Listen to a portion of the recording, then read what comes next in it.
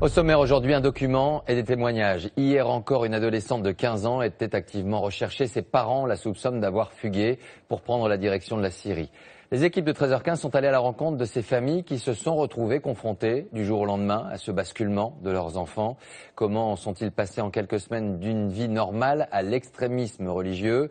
Quelles sont les méthodes utilisées par les islamistes radicaux pour les séduire? C'est ce mécanisme d'emprise que vous allez découvrir. Dominique, Fouad, Sylvie nous racontent leurs histoires, leur isolement et leurs questionnements. Document signé Édouard Bergeon, Fabien Tormos, Benoît Vidès, Esmaïn Belladj.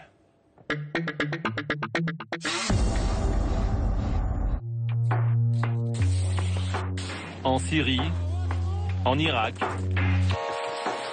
En décembre, je lui ai dit, t'es en train de te faire embrigader, fais attention. Se joue une guerre des images, une guerre de propagande. On dirait même plus que c'est la même personne. Elle a dû bien souffrir. On voit que la souffrance dans ses yeux. Le plus souvent, un voyage sans retour pour de jeunes Français, cible des djihadistes. Nous n'avons aucune fille qui est rentrée vivante. Elles sont séquestrées, elles sont surveillées. Ces filles et ces garçons sont les nouveaux visages des embrigadés.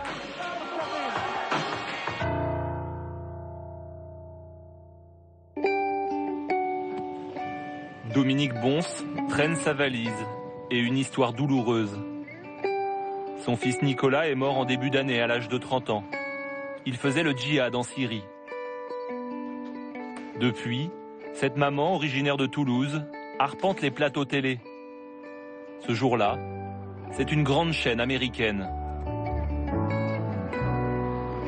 Votre fils, il avait beaucoup de camarades, il était populaire en école, en lycée. Oui, tous les amis qu'il avait d'enfance, et quand ils ont vu qu'il s'était converti, il y en a qui l'ont laissé tomber. Bon, vous savez, j'aurais pu dire mon fils et son demi-frère sont morts, et voilà, je reste dans ma douleur et c'est terminé. Depuis, elle a créé une association et se bat pour empêcher de nouveaux départs. Faut que j'y mette une feuille plastifiée là, pour le protéger, ouais, parce que à force d'y toucher. Je vais vous en montrer une où il était bébé quand même, parce qu'il est trop mignon.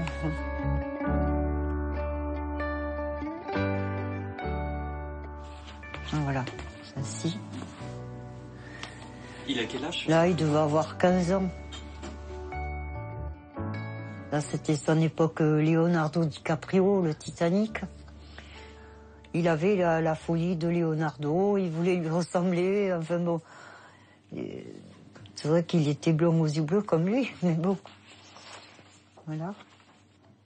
Lui, pour lui, c'était l'homme de la maison, il protégeait sa sœur et sa mère, alors que des fois, il protégeait personne, mais bon, dans son esprit, c'était ça, en fait, voilà. Ça, c'était en 2010, voilà, à la maison. C'était vraiment tout au début de sa conversion à l'islam. Et ça, c'est la dernière photo de Nicolas, 2 mois avant son départ. En France, Nicolas s'est radicalisé. Et du jour au lendemain, sans prévenir personne, il rejoint la Syrie pour combattre. Au bout de 3 semaines, j'ai eu Nicolas au téléphone, en fait. Et je lui dis, mais Nicolas, mais tu te rends pas compte quand même le souci que de savoir comment tu vas et tout ça. Bon, je lui dis, je sais que tu es en Syrie, bien sûr, quoi. Mais je lui dis, mais pourquoi tu es parti là-bas? Et puis ensuite, bon, je lui disais que voilà, j'étais inquiète et malheureuse, que j'avais peur pour lui, parce que c'était la guerre, que je voulais pas qu'il meure. Enfin bon, ce que peut dire une maman à son fils, de toute façon. Hein. Je l'ai jamais critiqué sur le fait qu'il soit parti. Je lui disais que moi, j'avais peur pour lui, surtout. Parce que si vous les blâmez, après, ils vous appellent plus.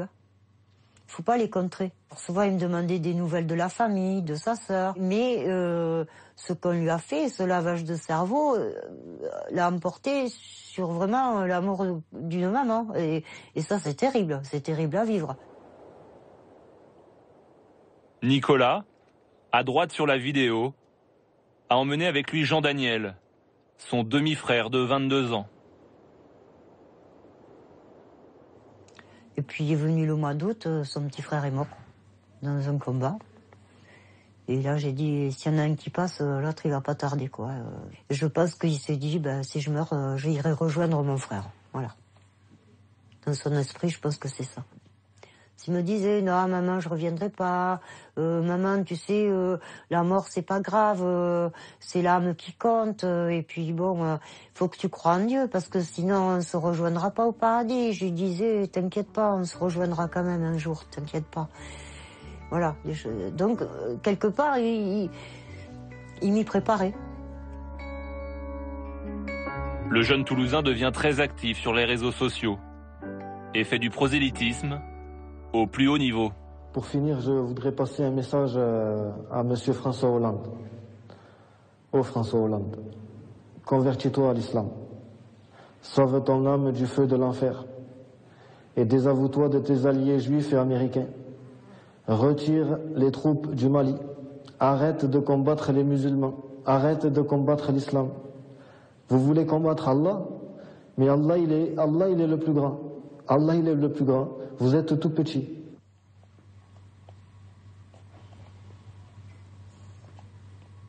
Est-ce que vous pouvez nous dire dans quelles circonstances vous avez appris la mort de votre fils? Par un SMS.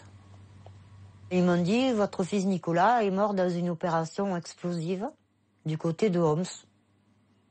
Que Dieu le protège, voilà, enfin bref, il est au paradis. Hein. C'est tout. C'est tout.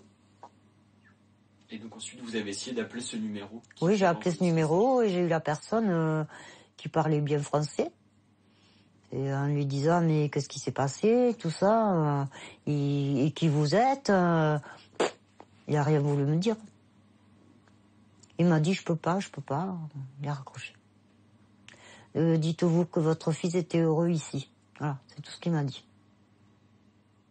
De toute façon, un jour j'irai en Syrie, ça c'est sûr, prendre de la terre de Syrie, parce que mon fils, il est mort en Syrie. Et ça, je le ferai, je sais pas à quel âge, ou je ne sais rien comment. Et ça, il faudra que j'arrive. Hein. Parce qu'il n'y a rien pour faire le deuil. Et ça, c'est dur à vivre quand même. Hein.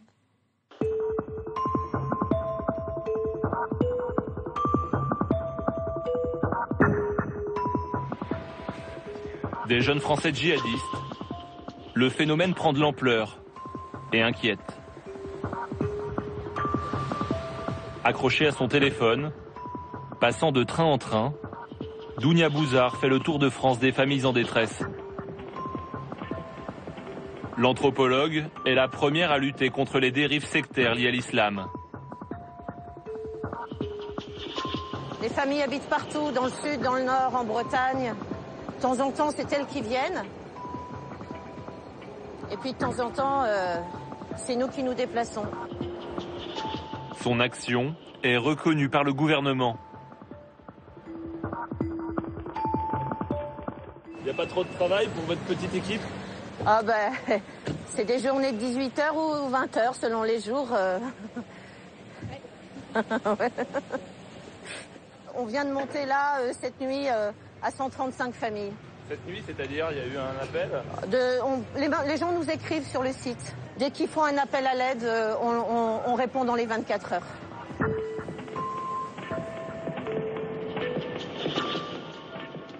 On a rendez-vous avec une jeune fille qu'on ne pourra pas filmer. Et c'est une jeune fille qui a réussi à se désendoctriner toute seule en sentant son bébé bouger.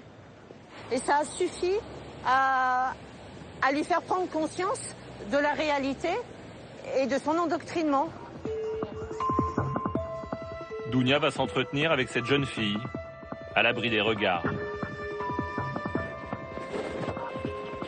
En Syrie et en Irak, il est aujourd'hui impossible de quantifier le nombre de jeunes Français attirés par le djihad, notamment des mineurs et des femmes.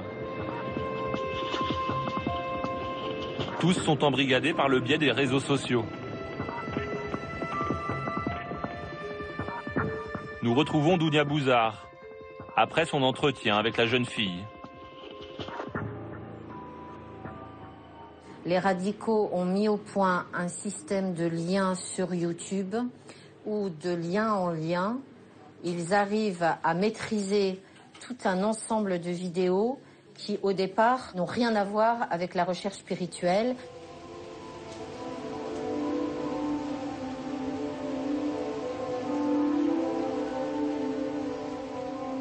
Ils surfent énormément sur le don humanitaire, sur l'égoïsme qu'il y aurait à faire des études en France au lieu d'aller sauver, soi-disant, les enfants syriens, etc. Alors, dans leur montage, il y a aussi une utilisation des images subliminales des jeux vidéo pour leur faire croire que c'est la fin du monde et que la fin du monde se passe en Syrie. C'est une instrumentalisation de l'histoire de l'islam, des jeux comme Call of Duty, des Seigneurs des Anneaux, enfin il y a un mélange de l'univers du jeune qui est très très bien mis en scène dans leurs vidéos. Théorie du complot. C'est la théorie du complot. La théorie du complot menée par le fil, in fine, du djihadisme.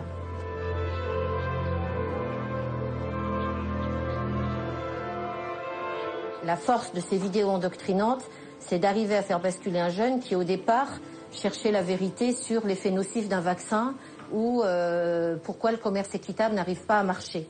C'est quelque chose qui relève de l'hypnose avec un côté psychédélique, avec une musique envoûtante, des chocs répétitifs. Et ils sont arrivés à faire basculer des jeunes qui étaient premiers de la classe dans le meilleur lycée de Paris et persuadés que tout le monde lui ment, les professeurs, les parents, les amis, les éducateurs, l'animateur de foot, et qui se retrouvent dans une vision du monde paranoïaque.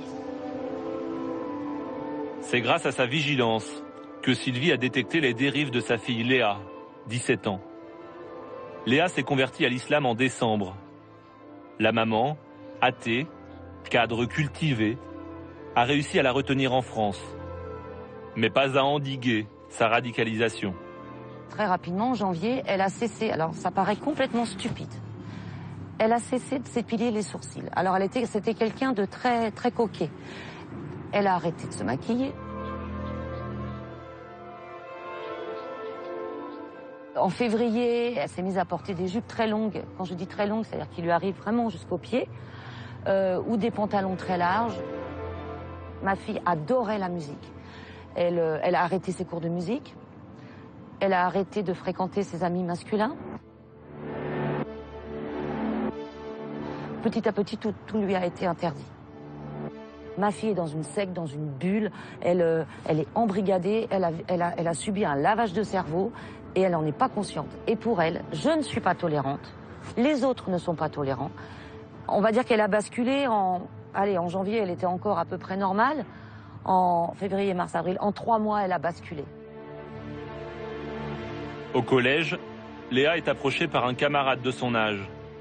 Il est d'origine égyptienne. Très vite, il lui promet le mariage. Le jeune homme inonde Léa de vidéos et de messages. Le processus d'endoctrinement commence.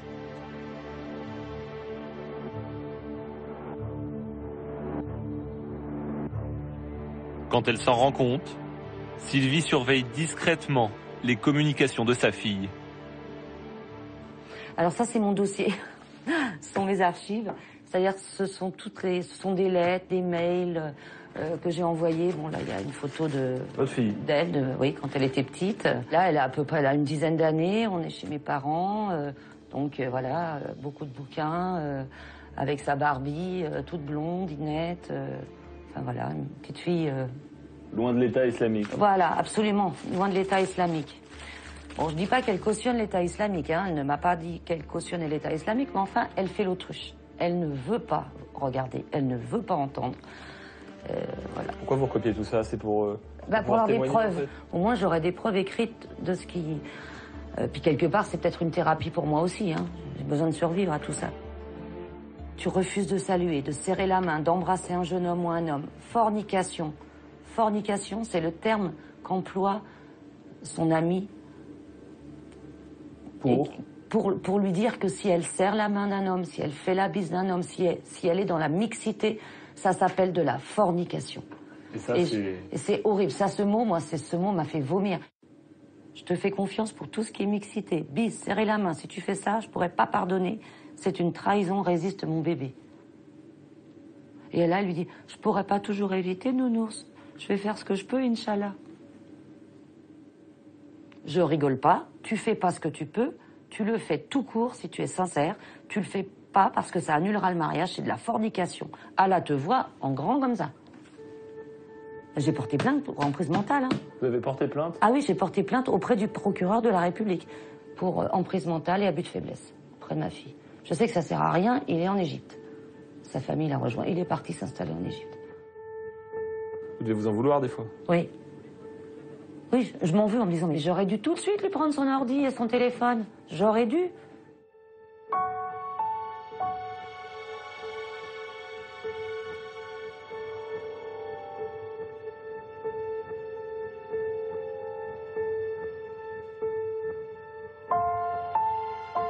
En décembre, je lui ai dit, je lui ai écrit, t'es en train de te faire embrigader, fais attention. Fais attention. Mais jamais je n'aurais pu penser qu'elle... Bon, ça c'est hyper... C'est pacifiste, ça, c'est pas... Mais il y a ça, il y a plus. Il y a eu, elle a reçu des vidéos sur l'enfer, sur le paradis, sur... Mais c'est horrible, c'est horrible. Elle a été... s'est lessivée la tête. Ça me fait très peur. Ce que Sylvie craint par-dessus tout, c'est que sa fille rejoigne toutes ces jeunes femmes en Syrie, captivées par la propagande des radicaux. Ce document a été filmé par une Syrienne en caméra cachée, au péril de sa vie. Dans ce club internet de Raqqa, un groupe de Françaises déterminées, niqab obligatoire. Toutes dialoguent avec leurs proches en France. Je ne compte pas revenir, moi je le dis cash, je veux pourquoi il n'y a pas de fond, il ne faut pas qu'elle se mette dans la tête que je veux revenir parce que je ne vais pas revenir. J'ai pas pris le risque de venir ici pour revenir en France. Je ne reviendrai pas en France. J'ai pas envie de revenir parce que je suis bien ici. Parfois, de l'autre côté de l'écran, des familles éplorées.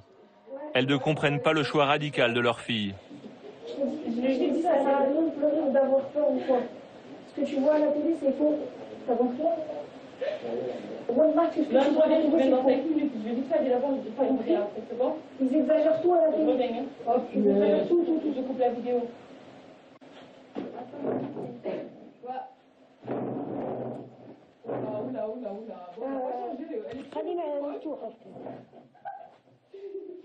La force du discours endoctrinant, c'est de dire aux jeunes le sentiment de nullité ou de malaise que tu as dans ta relation avec ta copine, avec le prof, avec tes parents, c'est le signe qu'en fait Dieu t'a choisi pour être supérieur au reste du monde et tu as la mission de régénérer le monde.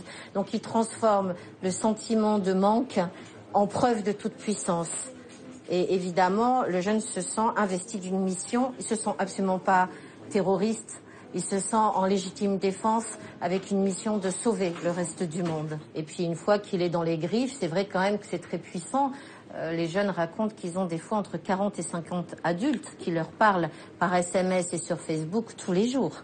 Donc ils sont dans des espèces de pinces où il y a une espèce d'effet d'exaltation de groupe, de fusion de groupe, où ils perdent clairement leur faculté de penser et où ils se mettent en automate.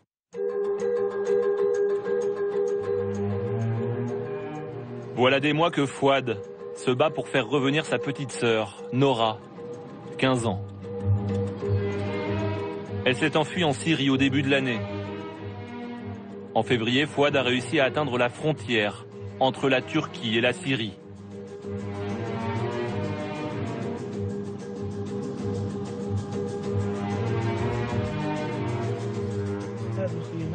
Tu vois là, juste derrière ces champs, eh bien c'est le tout premier village syrien.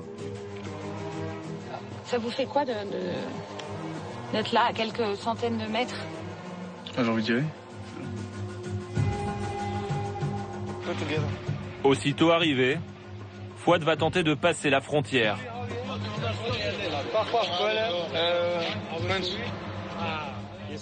Ici, on ne laisse passer que des Syriens.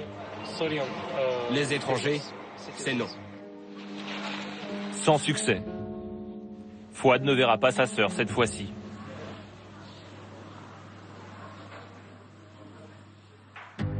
Mais le jeune Français s'obstine. Il arrive à joindre l'homme qui a organisé la fuite de sa sœur. En fait, moi, je suis un des responsables du groupe des Français. Ouais. Ici, et donc, en fait, voilà, je voulais juste clarifier juste certains points. Vas-y. Ta sœur, Wallahi, Akhi, elle est en sécurité. Et Wallahi, Akhi, Elle est venue ici par son propre choix, elle n'a pas été embrigadée par personne et elle n'est pas retenue de force. Ta soeur demain elle me dit je vais repartir, elle repart. Il n'y a personne qui est prisonnier ici, frère. Mais sache une chose, je te laisserai pas la forcer. Tu vois ce que je veux dire ou pas? Si elle veut rester, moi je serai entre vous deux. Si elle veut rester, tu pourras pas la forcer à partir ici. Là, je comprends. Juste avant de quitter la Turquie, Fouad peut enfin parler à sa sœur Nora. Quelques secondes.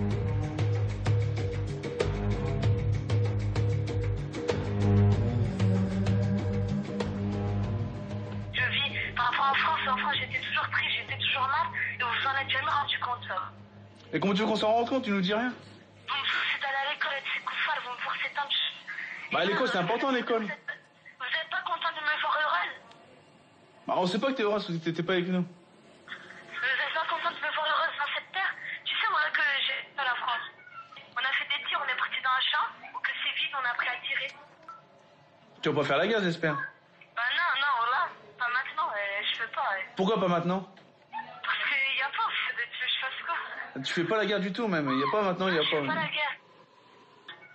Ah, il faut que tu sois en sécurité, elle va y aller. J'ai pas envie qu'il t'arrive quelque chose. Non, t'inquiète pas, je suis dans une zone sécurisée. Personne peut rentrer, personne peut venir au-delà.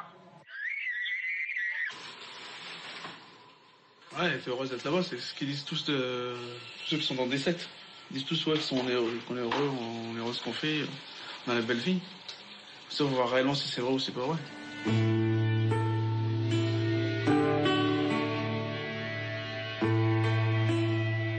Cette semaine, nous avons retrouvé Fouad en Avignon. Pour la première fois depuis le départ de Nora, il revient devant son lycée.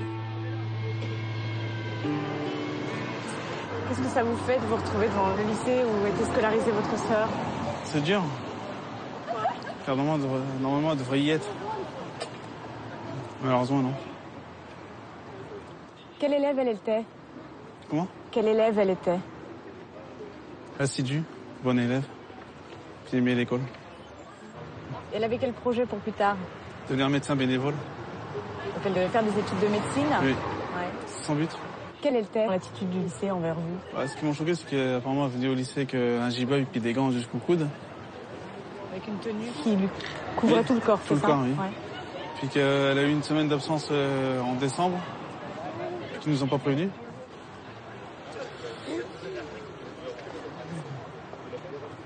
Oh, c'est vraiment dur. Oui, je vous sens pas bien. Franchement, c'est dur. J'ai vraiment hâte de partir d'ici.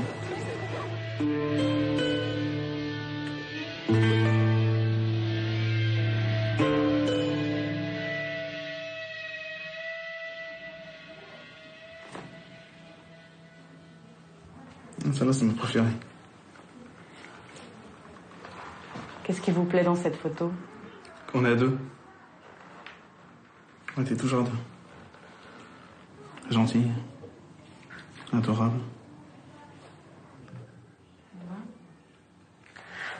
Apparemment, elle sortait comme ça à l'extérieur.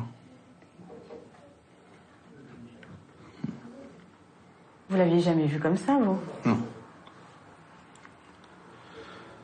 Et ses copines trouvaient ça normal?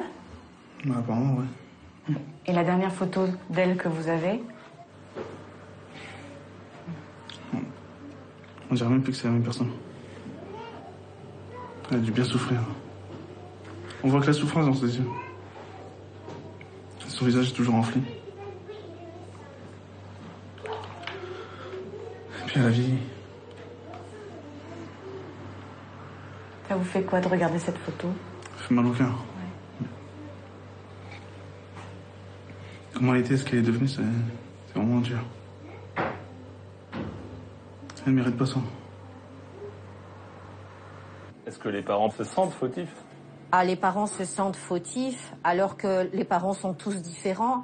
Vous avez des parents divorcés, des parents qui sont en couple depuis 30 ans. Vous avez toutes les classes sociales. La première chose à dire aux parents, c'est vous êtes des victimes et pas des coupables. Vous mettez en place un système de désintoxication? Oui, oui, c'est un peu comme la drogue. C'est de la drogue sans drogue, effectivement.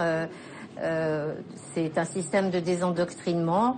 On a retrouvé un peu des méthodes du temps du temple solaire des psychiatres et on demande aux autres familles de témoigner de ce qu'ils ont subi et de ce que leurs proches subissent une fois qu'ils sont là-bas. Grâce à cette méthode de désendoctrinement, Sylvie va tout faire pour guérir sa fille Léa de son envie de partir au Proche-Orient.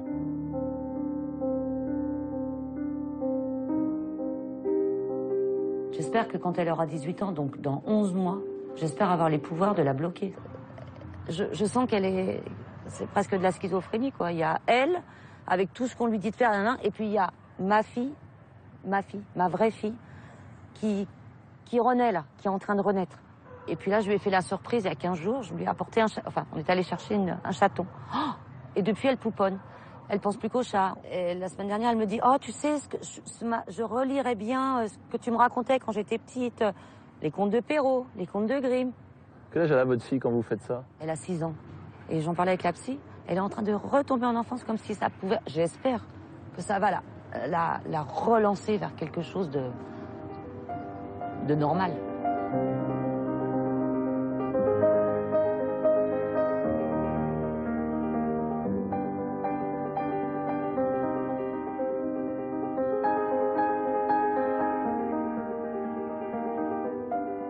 Elle se remaquille à la maison, bien sûr. Elle me dit, qu'est-ce que tu penses de ma coiffure? Qu'est-ce que tu penses de ça? Alors, il y a des jours où je suis bien lunée, je lui dis, t'es mignonne comme tout. Puis certains jours où je suis un peu fatiguée, parce que c'est un travail à plein temps ce que je fais avec elle.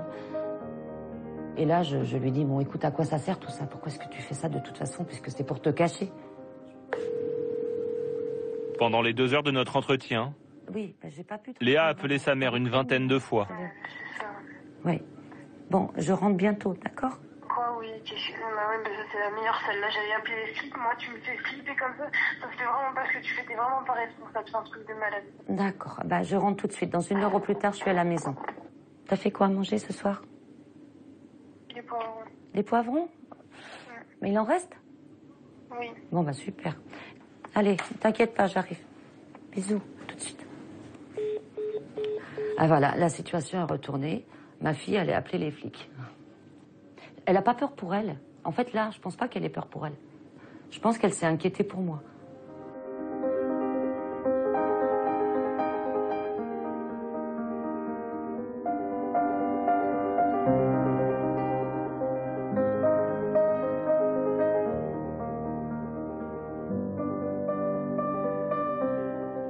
Nous n'avons aucune fille qui est rentrée vivante.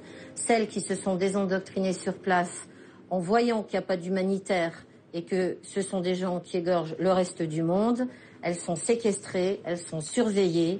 On sait qu'il y a une villa où elles sont 17 francophones en attente d'être mariées et on ignore quel va être le sort qui va leur être réservé. Mais on vient d'apprendre dans un témoignage très récent, qu'il y a 24 heures, que maintenant, ils essayent de les mettre enceintes en Turquie pour qu'elles s'échappent le moins facilement possible, puisque justement, elles ont un bébé avec elles. C'est-à-dire qu'ils s'adaptent. Au fur et à mesure, ils comprennent qu'elles veulent s'échapper parce qu'on l'a dit dans les médias. Au fur et à mesure, ils inventent des nouvelles méthodes pour les empêcher de s'échapper. Autant de mauvaises nouvelles qui rongent la famille de Fouad depuis la fuite de sa petite sœur. J'ai peur que ma fille qui rentre là-bas en guerre. Là. Qu'elle se batte avec des armes. Qu'elle se batte avec des armes, ouais. Nora s'était créé un deuxième profil, caché, sur un réseau social. On a su qu'elle avait ce Facebook-là. Ma mère, elle a été traumatisée. Parce qu'il y a quoi sur ce Facebook? C'est que des trucs de djihad. Et ça aussi, ça nous a tués. Et là, il y a écrit... Oui, je tue au nom d'Allah. 2 mois après son premier voyage en Turquie, Fouad a réussi à passer en Syrie, clandestinement. Il a pu voir sa sœur, 30 petites minutes. Elle a totalement changé. Elle veut rentrer. Je suis arrivé en Syrie le 9 avril. Et j'ai vu ma sœur le jeudi 10. C'était un soulagement, puis c'était dur à la fois. Pourquoi? On n'arrêtait pas de pleurer. On se serrait dans les bras, puis on n'avait plus se lâcher. C'était vraiment dur, franchement, c'était dur. Toutes les questions que j'avais envie de lui poser, je lui ai pas posé. Vraiment, on pensait à rien d'autre. Juste à l'avoir près de moi. Puis des fois, rien dire, tu vois, c'était plus fort que les paroles. C'est vraiment un soulagement de la revoir. Malheureusement, elle a vraiment changé. On dirait qu'elle a vieilli, puis elle avait le visage enflé, et puis le teint jauni. Je lui ai dit, tu reviens avec moi, elle dit, je peux pas, puis arrêtez pas de pleurer, puis il tapait sa tête contre les murs. Et je dis, bah, dis que tu veux pas venir, elle dit, non, je peux pas. Que ça. Elle craquait, puis après elle a commencé à craquer, puis ils m'ont dit de partir. Ceux qui la gardent? Franchement, j'étais traumatisé. Et ça m'a encore plus motivé pour la récupérer. Franchement, je vais pas la laisser là-bas.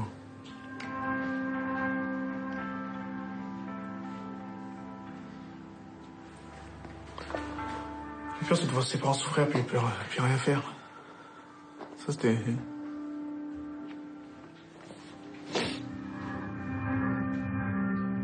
Et vous vous battez, vous continuez de vous battre. Donc ça, c'est déjà... Jusqu'à la mort. Ben oui.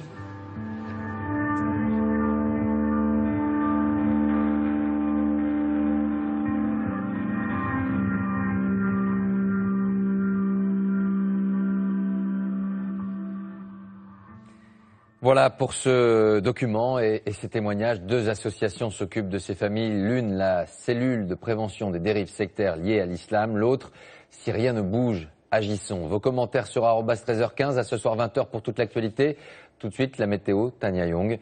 Puis mon envoyé spécial présenté par François Joly et Guylaine Chenu. À tout à l'heure.